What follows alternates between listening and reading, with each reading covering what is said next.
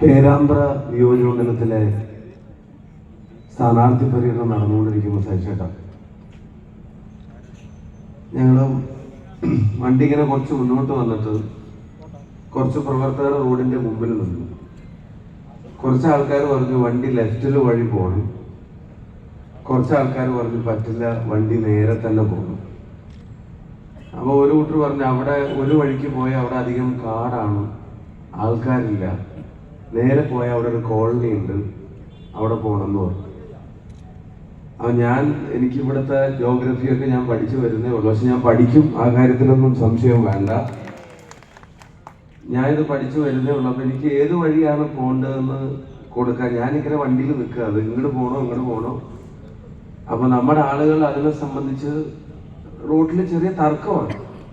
ചില ആൾക്കാർ കണങ്ങി പോണ പോലെ ആക്കി, ചില ആൾക്കാർ പിന്നെ അങ്ങോട്ടും ഇങ്ങോട്ടും തർക്കിയും ഒച്ചയും ബഹളമൊക്കെ അത്യാവശ്യം പുറത്തേക്കൊക്കെ.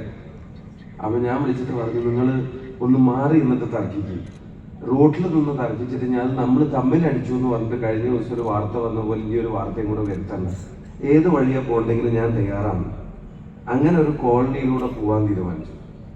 ആ കോളനിയോട് പോയിക്കൊണ്ടിരിക്കുമ്പോൾ വണ്ടി കുറച്ചുകൂടി മുന്നോട്ട് വന്ന കോളനിയിൽ നിന്ന് കുറേ ആളുകൾ കൈവീശി കാണിച്ചു. ഞാൻ അവരോടൊക്കെ പ്രത്യാഭിവാദ്യമൊക്കെ അറിയിച്ചു. എല്ലാ പാർട്ടിക്കും സ്വാധീനമുള്ള എല്ലാ സ്ഥാനാർത്ഥികളുടെയും പ്രചരണത്തിനൊക്കെ ഉള്ള ഒരു സ്ഥലം.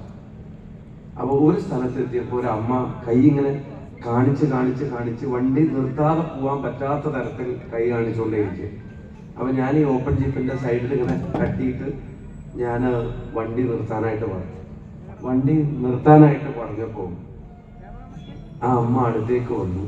ഒരു ഷോൾ ഉണ്ടായിരുന്നു, ആ ഷോൾ എന്നെ വണ്ടിയിൽ നിന്ന് ഇങ്ങനെ, ഞാൻ ഇറങ്ങിയിട്ടില്ല, ഞാൻ സൈഡിലൂടെ ഇങ്ങനെ തലയിട്ടപ്പോൾ അതിങ്ങനെ ആ ഷോൾ എന്നെ ഇങ്ങനെ അണിയിച്ചു. ചെറിയൊരു പ്ലാസ്റ്റിക്കിന്റെ കവർ, ഈ സാധാരണ ട്രാൻസ്പെറന്റ് ഒരു ചെറിയ കവർ, ആ കവറ് എൻ്റെ കയ്യിൽ ഏൽപ്പിച്ചു.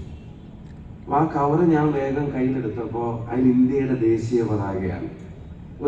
ഒരു വിസിറ്റിംഗ് കാർഡിന്റെ വലുപ്പമുള്ള ഒരു ദേശീയ പതാക.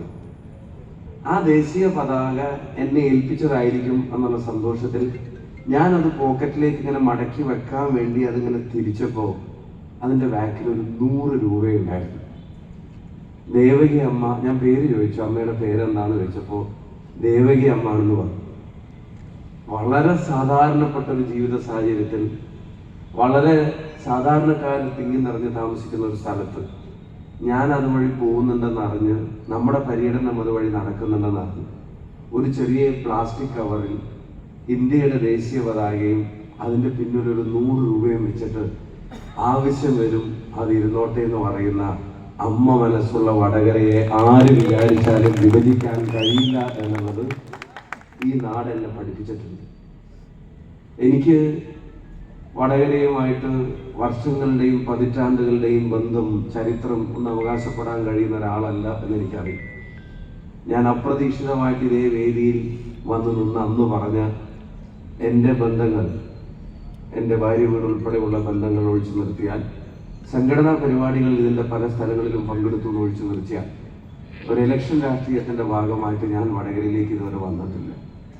104 വയസ്സുള്ള ചിരിതമ്മ കാണണമെന്ന് പറഞ്ഞിട്ട് കാണാൻ വേണ്ടി ചെന്നപ്പോൾ ആ മുറ്റം നിറയെ ആള് കൂടിയിട്ട് ആ 104 വയസ്സിൻ്റെ ചെറുപ്പത്തിലും ജയിച്ചിട്ട് ഇനിയും വരണം എന്ന് പറയുന്ന അമ്മമാരുടെ പ്രാർത്ഥനയുള്ളപ്പോൾ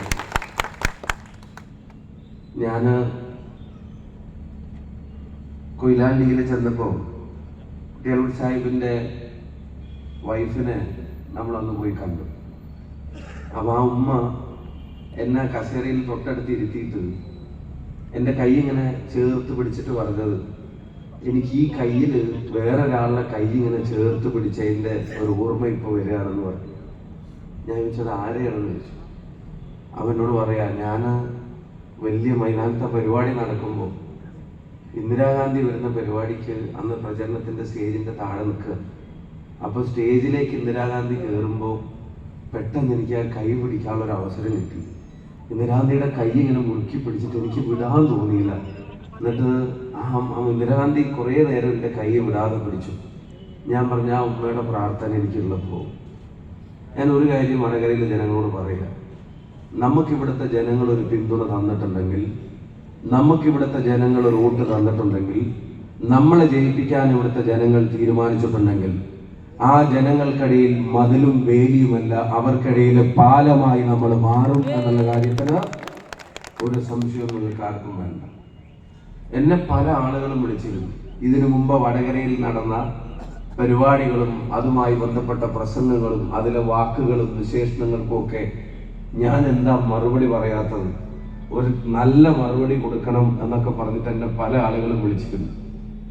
ഞാൻ അവരോടും നിങ്ങളോടും ഒക്കെ പറയുന്നത്, അതിന് മറുപടി പറയാനും ആരെയെങ്കിലും ഒക്കെ പിന്നെയും ആക്ഷേപിച്ച് ഭിന്നിപ്പിച്ച് ആർക്കെങ്കിലും ഇടയിലൊക്കെ പിന്നെയും പ്രകോപനം ഉണ്ടാക്കി ആരുടെയൊക്കെ മനസ്സിൽ പിന്നെയും ഏതെങ്കിലും തരത്തിലുള്ള വിഭാഗീയതയുടെ വിത്തിടാൻ വേണ്ടിയുമല്ല, ഒരു മുറിവിനെയും മാന്തി പുണ്ണാക്കാൻ വേണ്ടിയല്ല, ഒരു മനസ്സിനെയും വേർതിരിക്കാൻ വേണ്ടിയല്ല നമ്മൾ ഇവിടെ സംഗമിക്കുന്നത് എന്തിനു വേണ്ടിയാണെന്ന് പ്രതിപക്ഷ നേതാവിന്റെ സാന്നിധ്യം കൊണ്ടും പ്രസംഗത്തിലെ അവസാനത്തെ ഒരൊറ്റ വാചകം കൊണ്ടും വടകരയിലെ മൊത്തം ജനങ്ങളും തിരിച്ചറിയുക.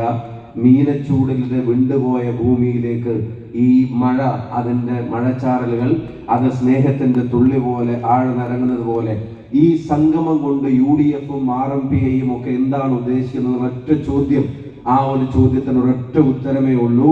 വടകരയെ ജാതിയുടെയും മതത്തിന്റെയും എല്ലാം അതിർവരമ്പുകൾക്കും വേലിക്കെട്ടുകൾക്കും അപ്പുറത്ത് ചേർത്ത് പിടിക്കാൻ ആഗ്രഹിക്കുന്നവരുടെ സംഗമമാണ് ഈ സംഗമം എന്ന് മാത്രം ഞാൻ പറയാൻ ആഗ്രഹിക്കുക. ഞാൻ എനിക്ക് ഈ വേദിയിൽ